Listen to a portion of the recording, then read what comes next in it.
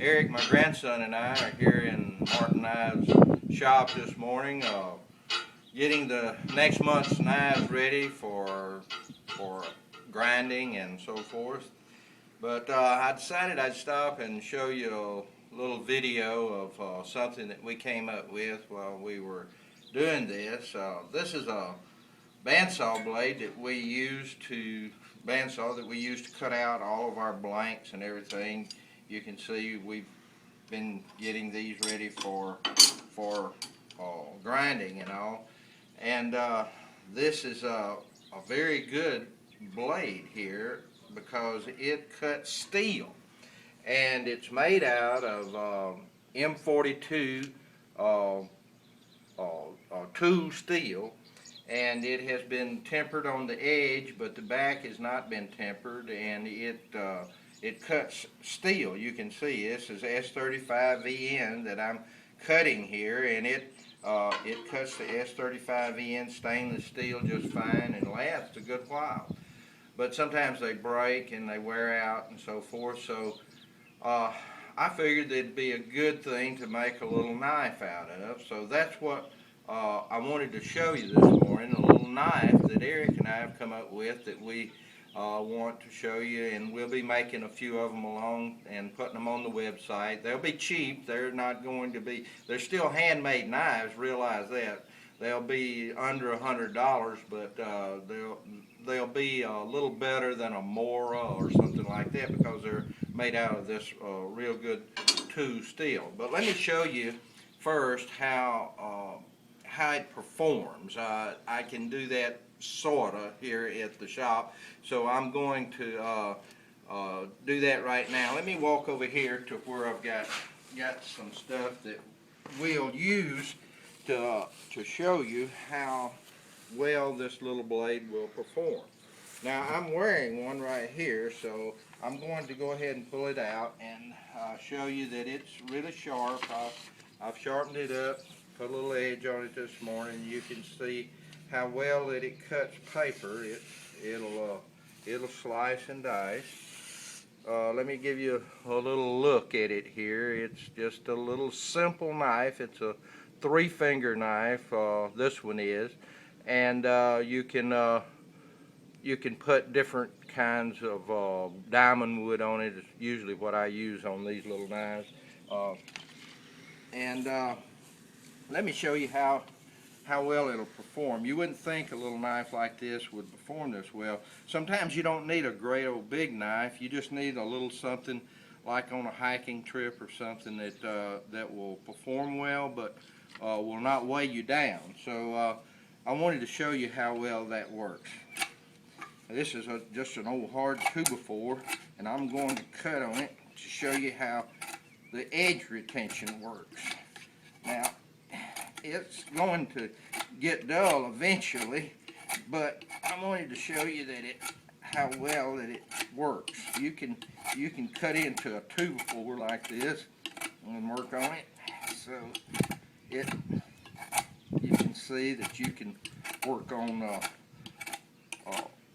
wood with it also. M42 steel, tool steel, has got about 3% to 5% chromium in it. So it doesn't rust as bad as 012 steel or 1095, 1084, those high carbon steels. Doesn't rust quite as bad as those do. It will rust, but not near as bad. So my wife uses hers in the kitchen a lot, and she really loves it. It's quite a little tool for her.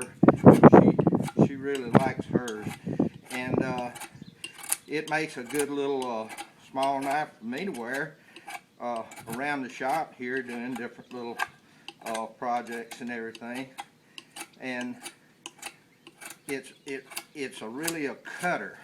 When you're using a knife like this, this is a tube that steel and so forth comes in. This one I just got in, and you can see how well it'll cut this cardboard.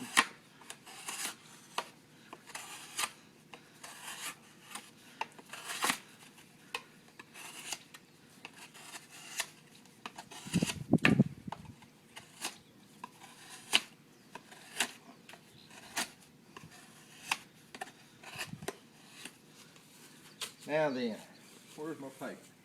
Here it is. Let's see how well it held up on the edge. Now it's not going to be as sharp as it was after that. It's about wore me out here, breathing hard. But I think that you'll see that it's still holding up. Let me feel first for any chips in the blade. You drag your fingernail along the edge and see if it's gotten any chips in it. Nope, no chips. Let's try cutting this paper. It bogs a little bit, but still cuts paper pretty good. That wind messing with me here. Got one little hang up right along there. So you can start seeing a little bit of deterioration of the edge, but not real bad. It'll still cut there. I'll tell you what, let me see if it'll still shave hair, if I got any left here on my arm. Let's see. Yeah, it's still shaving hair a little bit. You see the hair there. So when you do a convex edge like this, they're really deceptively sharp, and you can see that it's still shaving hair, so it's still a very sharp little blade. You can cut with it. I wanted to show you also about how tough it is. This is a hard cardboard deal, and so I'm going to kind of bore into the wood like you'd be boring into wood if you were in the woods looking for something. You'd try to get this tip down in there where you can see how well that tip will hold up. You can see it's a thin blade. It's only a 32nd inch thick, and it has a convex edge on it. But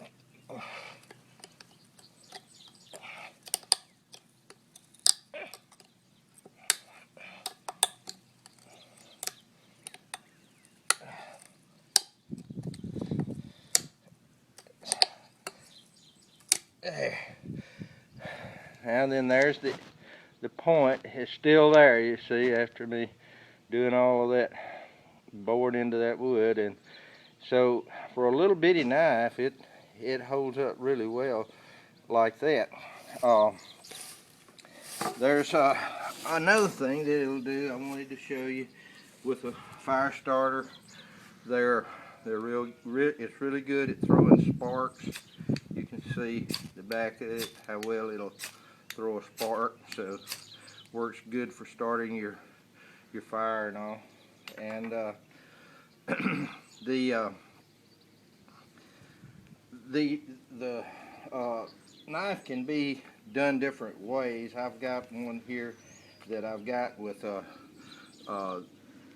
little different configuration, and I left the teeth get pretty close there, Eric. And let's see, you can see I left the saw teeth on the back of this one, and I put a little different handle on it, a little fuller handle for you, so you could get a hold of it. So it would make a excellent little bushcraft knife. Now it wouldn't be any good for batoning, but this knife is mainly designed for cutting, because when you make a thin blade like this, that's what it's for.